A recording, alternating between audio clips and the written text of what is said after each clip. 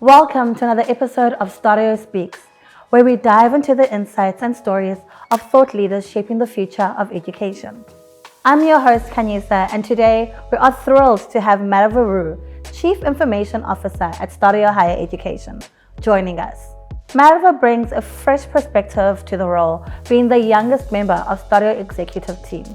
Today, we'll explore the dynamic world of technology and education and learn more about Merwe's journey and vision. So without further ado, let's jump in. Thank you so much for gracing us with your presence, Merwe. We're going to dive straight into the questions, and you can start by telling us what a CIO is and what your title entails. CIO is Chief Information Officer, and main focus is all the technology and the systems we use in STADIO.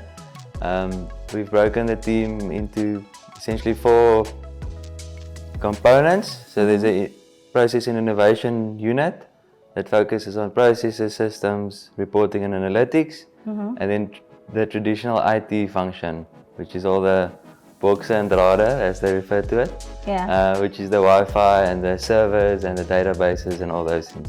Okay. So those are the 2 functions in my team. And what sparked your interest in technology? Since young, I was interested in technology and gadgets and stuff like that. But probably only in varsity I decided that I want to go in the tech route of what I studied. Okay. Actually wanted to become an accountant first. I wanted to study accounting initially, and then my godfather is also an engineer. Okay. And he convinced me otherwise. And then at university, I found a bit deep interest in the technology side of my studies. So did you start off studying accounting at university? No, and then... Okay, tell sorry. us about that. So my subject choices and everything was leaned towards accounting in high school? Yes. Okay. And then grade 11, I changed my mind. Okay. When you had to apply for university. Yes. So I applied for industrial engineering. Okay. And that's sort of when my path changed a bit. So high school, you chose subjects that were accounting based, and then varsity wise, you went industrial engineering. Yes. And then from there, how did you get into IT? Yeah, so I was quite open for any direction actually. So industrial engineers work in supply chain, in retail, in traditional tech. It's quite a broad field of study. And I actually worked in telecommunication first for Vodacom as an analyst, so in the tech space. And that's sort of how I got a job in Cape Town. I'm like, okay, cool, this sounds exciting. And that's sort of the intro to the tech space of businesses, as a business analyst focusing on systems back then for Vodacom. So when you say you got a job in Cape Town, where did you originally grow up? I come from a table grape farm outside of Worcester, which is about an hour outside of Cape Town. Okay. For the Gauteng people among us. And yeah, that's where I grew up. Studied in Stellenbosch and then wasn't keen to go to Joburg, so I got a job in Cape Town. In Cape Town. So have you even left the Western Cape? No, or are you just Western Cape born and bred? I haven't stayed outside of the Western Cape ever. Ah, that is so interesting. Why not? What's also wrong with the people other that come provinces? from Gauteng, why not? Everybody that comes here I'm like... Gauteng. I'm not from Gauteng though. Everybody says everything works in the Western Cape. I don't know. It's not that I didn't want to relocate necessarily. You just found yourself. It's just how our life worked out for me. Okay, cool. You're the youngest person who sits on our ESCO team at STADIO. How does that make you feel? Do you find it to be more pressurizing within your position because you're the youngest, or? Yeah, so it's an interesting question. I think sometimes as a younger person, you faced with some of maybe imposter stuff because you're younger, maybe not as experienced as the other guys on ESCO. But I also see it as a good opportunity. And I know that what I've done in the past has led to this opportunity.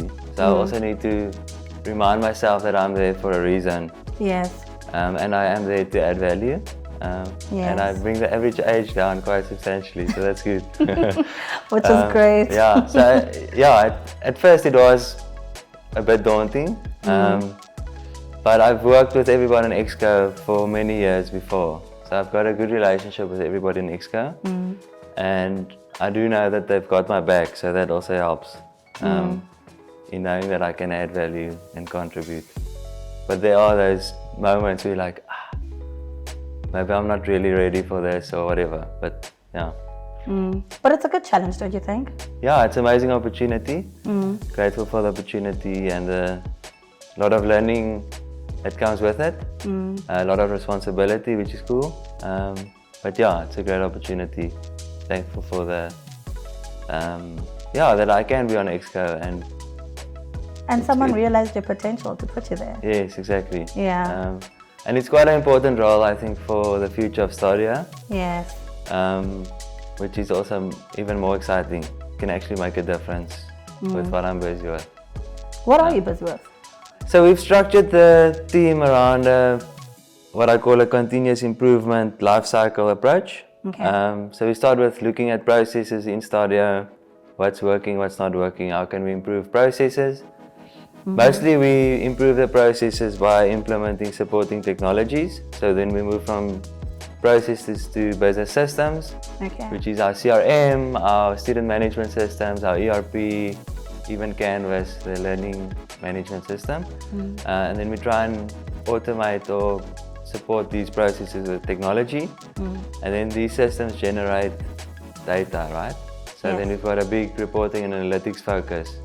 So, okay, what improvement did we realize through this process change? And we use the data to then say, okay, what new improvement areas can we identify from the data? So we create this improvement life cycle. Love that. And then it's supported underlying with the IT function. So servers, firewalls, infrastructure, network, all those things. Yeah. Sort of enables the continuous improvement life cycle. Yeah. Okay, great. Where do you get your ambition from? Sure. I think there's many factors that play a role in ambition. I think there's inherently a personal ambition to fulfill the gifts I have in my life and that I've was born with, I guess, or that was instilled in me, and I've got a responsibility to be the best version of myself that I can be. Yeah. I also have a family, so that's also a big drive for me to provide for them and to be a role model for my boys and stuff like that. So there's many factors, I think. And then professionally, obviously, I think STADIO is so important for South Africa and the need for education and widening access and all those things. So that's also a big driving force, is that actually making a difference to the country. So I'd say those three things are the key, factors. Yeah. So as a young CIO, what unique perspective or approaches do you bring to your role? Yeah, I think especially the space that I am responsible for, I think tech has never moved as fast as it's currently moving and changing. So I do bring that element of having grown up in tech. That's a good one. And being, I think, a curious mind in terms of figuring stuff out, playing around with new technologies.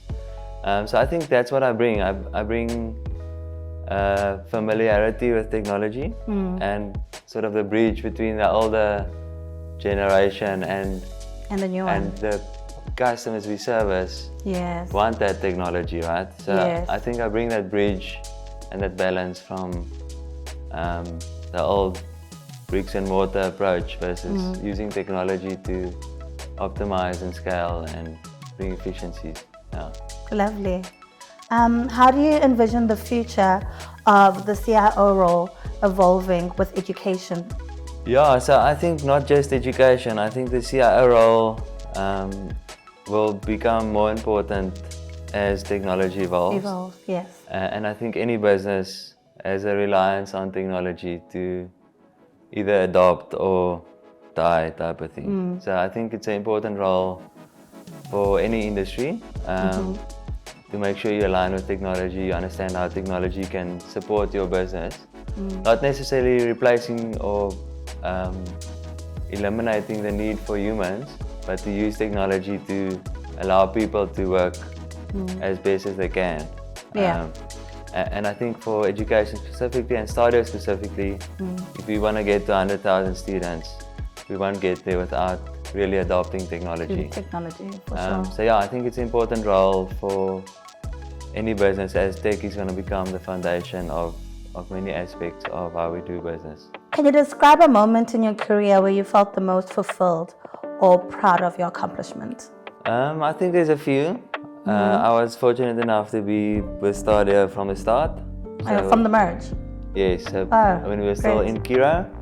So I was part of the team that went to the JSE when we listed. So that was quite a unique experience. Yeah. I don't think many people have the experience of going to the JSE, blowing the horn. And, Yeah, that must have been amazing. So that was, I think, an amazing experience to be part of that. I also had, so I was at STADIO, did a bit of a startup. I don't know if you know that, but No, I didn't. I was a co-founder of an AI startup called Enabler. Okay. So I was also proud to get that thing off the ground and actually get proper customer base. And Yeah. just before I left, we actually closed the funding with, well, just after I left, the funding was secured, but the Dell Foundation invested in the company. So also, I think a personal achievement that Yes. I think, yeah, and I'm grateful for those. It was about 2 years away from STADIO. I learned a lot in that space. So yeah, I You're think able those, to come back and bring what you Yes. learned back. That's lovely. so I think those two things probably stands out. And I guess becoming CIO at a At such a relatively young age Yes. is also, I think, something that I'm proud of. Yeah. Lovely. But the proof is in the pudding, so let's see. Okay, let's dive into some more personal questions, like your childhood and upbringing. Okay, you've already told us what you wanted to be when you grew up, right? So who influenced your career path that you're in now? So previously it said I think it was an uncle who did engineering. Who did you maybe look up to for your IT or your technology inspirations? So I've always been fortunate with the roles that I have, or the jobs I've been in, to have Yes. good mentors at each company. So Okay. when I worked for Vodacom, there was a guy that mentored me and taught me a lot of things. And I moved to OLX, which is a equivalent of Gumtree, in part of Okay. the Naspers group. And I worked with a Dutch guy there called Sibran. Learned, quite a lot from him on more on the analytics and how to use data to inform decision making and stuff like that. And I think in the STADIO context, having had the opportunity to work with Johan and Tians from like almost When you 10 guys years were ago. still- Yes. In each role, people have played a role in my development. So Yes. I won't say it's one specific person, but I've had Mentors throughout your career. Yeah. Is it safe to say then maybe those mentors you could say were your role models throughout the different stages of your career or your life? Yeah, I think so. And then outside of work, there's Yes. I think I've got a good relationship with my brother and my dad, so they've played a role. It's a bit of takes a village to raise Yes, a I kid love type that. of scenario. Yeah, It definitely takes a village. yeah. So how many siblings do you have? I'm one of 3. I'm the youngest. Okay. My brother's the oldest, and we've got a sister in the middle. Yeah. And how was that dynamic growing up? Yeah, it was. I had a great childhood. Grew up on a farm.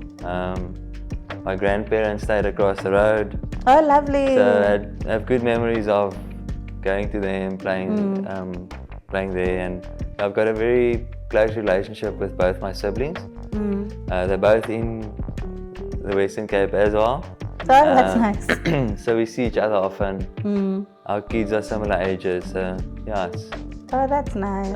amazing. Yeah, So you built your own village. we tried to. Yeah. That's very sweet. What's your favorite childhood memory? Yo, there's a few that jumps to mind. I think as a kid, my parents used to have still have timeshare at a hotel here in Cape Town, and we had season tickets at Newlands, which is no longer a rugby stadium, but we had season tickets there. My brother, sister and I, we were in the scholars' seats and my parents on the grandstand. And every year, the first Stormers game, we would come, I would have saved some money and I would buy myself the new Stormers jersey of that season. And that would be something we do often as a family, to come to Cape Town, go watch some rugby. And just the memories around that, I think is a fun childhood memory. Yeah, beautiful. And maybe later on in my life, so when I was a student, we, about 40 guys from our res, toured through Africa for just over 2 months. Lovely. All the way to Uganda with a truck. And as you can imagine, lots of memories made along the way. Yes. And I think that trip actually changed a lot of my perspectives of life. So I think that trip itself had a big impact on how I see life and how fortunate we are in South Africa and for what we've got. So yeah, that's also a fun memory of maybe a bit later in life. Yes. Not necessarily childhood. That's a fond memory. Though. Yes. Okay, lovely. Outside of work, what are your hobbies or interests that you're passionate about? I try to live quite an active lifestyle. Okay. Do a lot of sporting events like running and swimming, and recently did the half Ironman. Oh, really? How was that? Yeah, it was cool. I was a bit sick on the day, so I've got, I think, one more event to prove myself, but it was good. I completed it, so that's cool. Yes, that's lovely. But with 2 kids under 4, it's been difficult to, as you can see, I'm developing a bit of a boop. A dad bod. Yeah. But yeah, I try to be, I find I enjoy spending time in nature and running and swimming and surfing every now and again. So yeah, that's what I enjoy doing outside of work, and then also family time is important to me. So would that be your time to like unwind and recharge, the family time, being in nature? Playing with the kids, yeah, crying with them. Yeah. They obviously want to help, but of course, they can't really help. Monkey do. So yeah, stuff like that is what helps me to recharge. Amazing. What book or podcast has had the most significant impact on your personal or professional development? Sure, I've read quite a few books that I enjoyed. Some just because they were good books. Like Slumdog Millionaire was a good book for me when I was a lot younger. The Power of One. I don't know if you've read that book. I haven't. It's about a young boy going to I think it was in a res or orphanage. I can't remember. Okay. And just how he stands up for himself and his friends. They're being bullied. But I must say, one book that I really enjoyed, which I think professionally had played a big role, is Steve Jobs' biography by Walter Isaacson. Okay. Just his approach to building a business and to technology, and I think that's been probably one of my more recent significant books. Yeah. If you were to recommend, let's say, 3 books to the average person that you feel like they're a must read in someone's life, what would they be? Sure, any person. Any person. I enjoyed Phil Knight's biography, Shoe Dog, the guy who started Nike. Okay. It's a good read. I think Steve Jobs' book is good. What else? Maybe some of the Malcolm Gladwell books, Tipping Point, Outliers, some of those books. Yeah.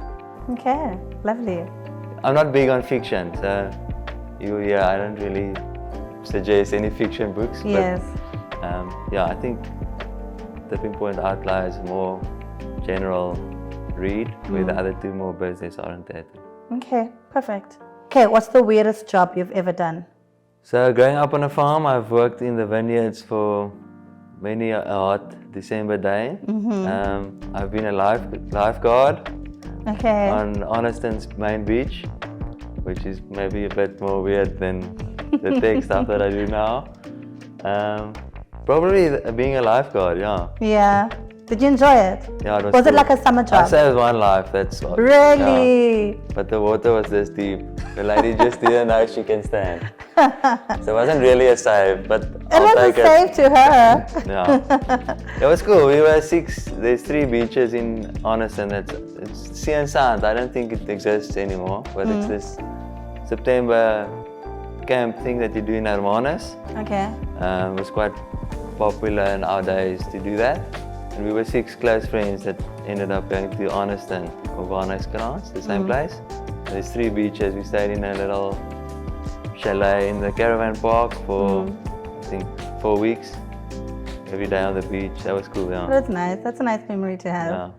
Yeah. What's one thing about you that people might be surprised to know? Body trick or something that people don't know. But I love cooking. Okay.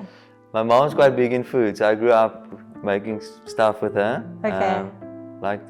I can make pasta from scratch. That's a fun fact. Fun fact. Yes. I can make sushi. When I was grade 9, I did a show and tell. I was in Reyes in boarding school. Okay. So Monday morning I took all the stuff for the show and tell and I made sushi in the class. That That's was cool. cool. Yeah. What's your Anyway. favorite sushi? Must be probably nigiri or sashimi or salmon roses. You know how to Not- make salmon roses? Yeah, it's quite easy, isn't it? I mean, I don't know. I don't know a lot of Just people who rice can and make then sushi. With a piece of salmon around it. With lots of, What's cream cheese or whatever? what's it? Kewpie mayo. Yes, yes. Okay. Sometimes I say puki mayo. What's your favorite dish? My favorite dish? Sure. Quite a few. I like a good curry. Okay. I remember when I used to travel to Durban in the Embry days, every second week. And Ishara, one of the deputy registrars there, used to make me a proper Durban mutton curry. Yeah, I like curry. You like curry? Yeah. What's your favorite childhood dish Probably my mom's pasta. that you made from scratch? Is that how you learned? Not always. Weeknight she'll cut the corners and just put, what is that, fatties and mayonnaise in the water. These fatties and mayonnaise, eh? Yeah. Okay, great. If you could time travel, which era would you visit and why?